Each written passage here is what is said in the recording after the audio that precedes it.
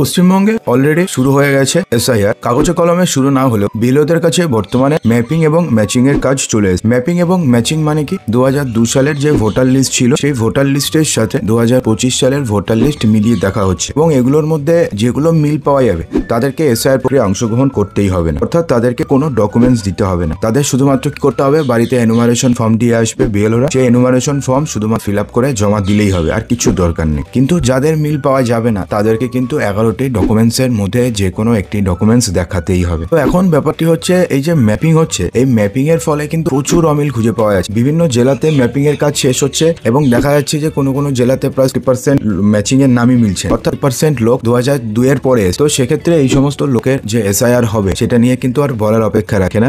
এবং সব থেকে বড় কথা হচ্ছে, যদি এদের নাম মিলে না পাওয়া যায়, অর্থাৎ খুঁজে না পাওয়া যায়, তাহলে কিন্তু এদের সমস্যা হতে পারে। তো এখন ব্যাপারটি হচ্ছে কোন কোন ডকুমেন্টস আপনাকে দেখাতেই হবে সেই নিয়ে কিন্তু এবার লিস্ট দিয়েছে নির্বাচন কমিশন। তো কি জানাবো, তবে তার পূর্বে আপনারা চান কি যে পশ্চিমবঙ্গে এসআইআর হোক, কমেন্ট বক্সে জানাতে ভুলবেন না। দেখুন বন্ধুরা, 11টি বা কি মেন কি ডকুমেন্টস লাগবে এই পুরো এসআইআর প্রক্রিয়া কমপ্লিট করাতে। তো সেই ডকুমেন্টস সম্বন্ধে জানার পূর্বে আপনাদের ইম্পর্টেন্ট আপডেট জানিয়ে দিই। দেখুন, নির্বাচন কমিশনের কড়া নজর, বঙ্গের ভোটার তালিকা থেকে বাদ চলে গেছে সন্দেহভাজন 100টিরও বেশি বাংলাদেশির নাম। অর্থাৎ এসআইআর সরকারিভাবে খাতায় কলমে শুরু না হলেও এর কিন্তু মোটামুটি একটা এফেক্ট শুরু হয়ে গেছে। এখনো পর্যন্ত প্রায় 100টিরও বেশি, মানে এসআইআর শুরুই হয়নি, এখনো পর্যন্ত 100টিরও বেশি বাংলাদেশি সন্দেহভাজনের নাম ভোটার তালিকা থেকে বাদ চলে গেছে। বাংলাদেশি নাগরিকদের ভুয়ো ভোটার কার্ড জালিয়াতি নিয়ে ফের নড়েচড়ে বসেছে বাংলার মুখ্য নির্বাচনী আধিকারিকের দফতর। গত 4 মাসে 112 জন বাংলাদেশি নাগরিকদের ভোটার কার্ড বাতিল করেছে সিইও,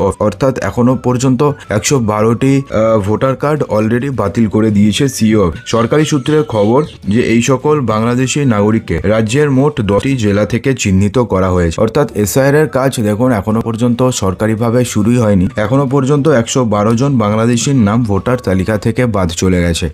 এরকম নিদর্শন আগে ভারতবর্ষে কবে হয়েছে অ্যাটলিস্ট আমার তো মনে নেই। 2002 সালে যখন হয়েছিল তখন আমার এজই ছিল না যে জানার। তো এখন ব্যাপারটি হচ্ছে, এখন এতটা নাম বাদ যাচ্ছে সেটা কিন্তু জাস্ট মানে অবাক করা কাণ্ড।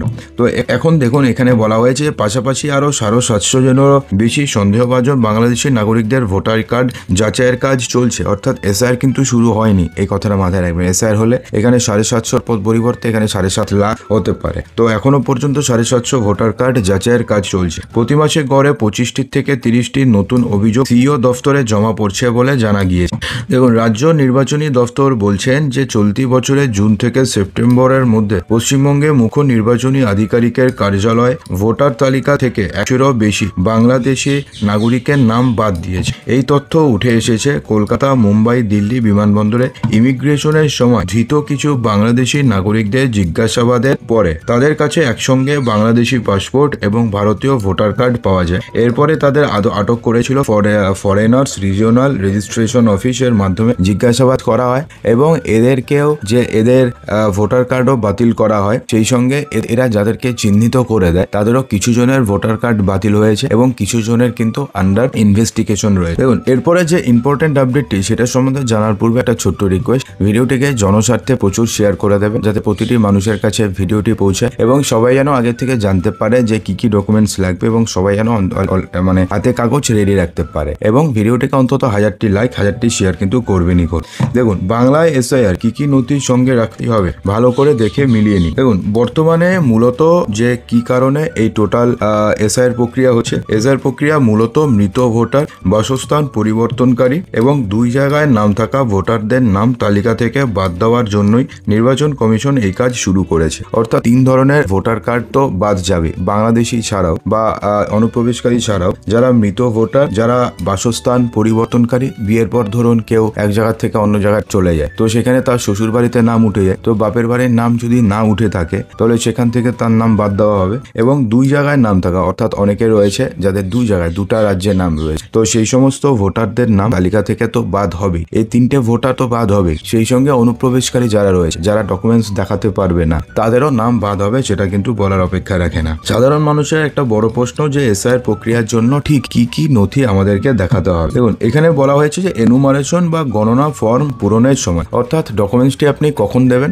ধরুন আপনাদের যখন পুরো এসআইআর প্রক্রিয়াটি শুরু হবে তখন আপনাদের বাড়িতে বিএলও আসবে, বিএলও এসে আপনাকে একটা এনুমারেশন ফর্ম দিয়ে যাবে। তো এনুমারেশন ফর্মে কি থাকবে দেখবেন যে আপনার ছবি রয়েছে, আপনার পুরো অ্যাড্রেস সমস্ত কিছুই প্রায় প্রিফিল্ড রয়েছে। কিছু কিছু জায়গাতে আপনাকে জাস্ট ডেটা দিতে হবে, যেমন আপনার নতুন ছবি দিতে হবে, আপনার নতুন যদি কোনো অ্যাড্রেস চেঞ্জ হয়ে থাকে তাহলে সেই অ্যাড্রেস দিতে হবে, অর্থাৎ কিছু কিছু নতুন ডেটা দিতে হবে। এবং কি কি দিতে হবে সেটা আমরা আজকে কালকের মধ্যে আপনাকে ডিটেল জানিয়ে দেবো যে এনুমারেশন ফর্ম কিভাবে ফিল আপ করবে। তো এটা যদি আপনি জানতে চান কমেন্ট বক্সে জানাবেন, আমরা ভালো করে জানিয়ে দেখুন। তো সেক্ষেত্রে তো ঠিক আছে, আপনাদের বাড়িতে যখন ধরুন বিএলও এলো এনুমারেশন ফর্ম সঙ্গে নিয়ে, তো সেই সময়তে কি হলো এনুমারেশন ফর্মে আপনি ফিল আপ করবেন। যদি আপনাদের নাম 2002 সালের ভোটার লিস্টে থাকে শুধুমাত্র ওই পেজে জেরক্স করে দিয়ে দেবেন, আপনাদের আর কিছু দিতে হবে না। আপনাদের বাবার নাম যদি থাকে তাহলে বাবার নামের ওই পেজটা জেরক্স করে দিয়ে দেবেন, হয়ে যাবে। আপনার যদি ঠাকুরদার নাম থাকে তাহলে ওই পেজটা জেরক্স করে দিয়ে যাবেন, হয়ে যাবে। আপনাকে আর কিছু দেওয়ার প্রয়োজন পড়বে। কিন্তু যদি আপনাদের নাম 2002 সালের ভোটার লিস্টে না থাকে তাহলে মূলত 11টি নথির মধ্যে যে কোনো একটি নথি আপনাকে জমা করতে হবে। ঠিক আছে, তো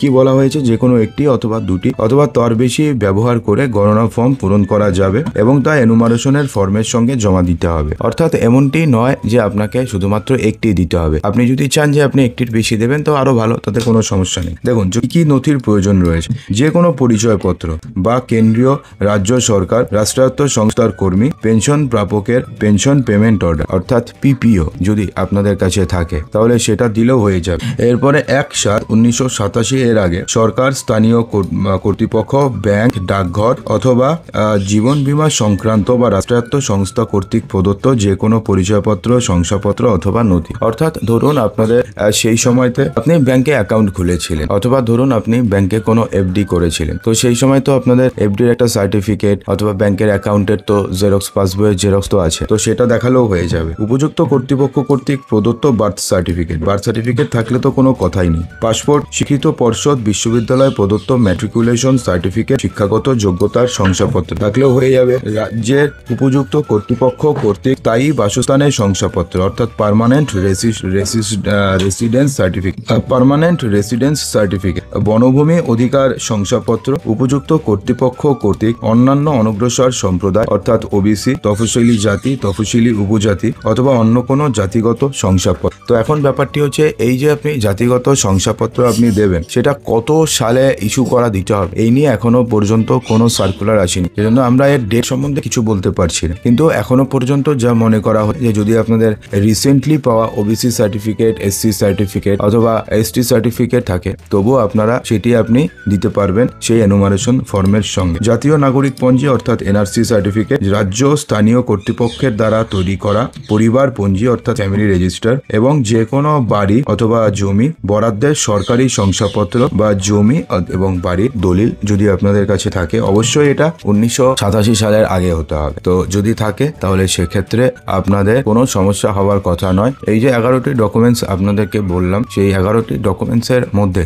যে কোনো একটি ডকুমেন্টস যদি আপনি দেখাতে পারেন সেই এনুমারেশন ফর্মের সঙ্গে, অর্থাৎ আপনি যদি চান যে আপনাদের দুটো রয়েছে তো আপনাকে দুটো দিতে কেউ বাধা করবে না, তো আপনি যদি দেখাতে পারেন তাহলে পুরো এসআইআর প্রক্রিয়াতে আপনাদের কোনো সমস্যা হবে না। আপনার সিম্পলি আপনার নাম কাটা যাবে না এবং আপনাদের পরিবারের কারোর নামই কাটা যাবে। তো বন্ধুরা আশা করব যে ভিডিওটিতে আপনাদের সমস্ত কিছু সঠিকভাবে বোঝাতে পেরেছি। যদি ভিডিওটি ভালো লেগে থাকে তো লাইক করবেন, শেয়ার করবেন, চ্যানেলটিকে সাবস্ক্রাইব অবশ্যই করবেন।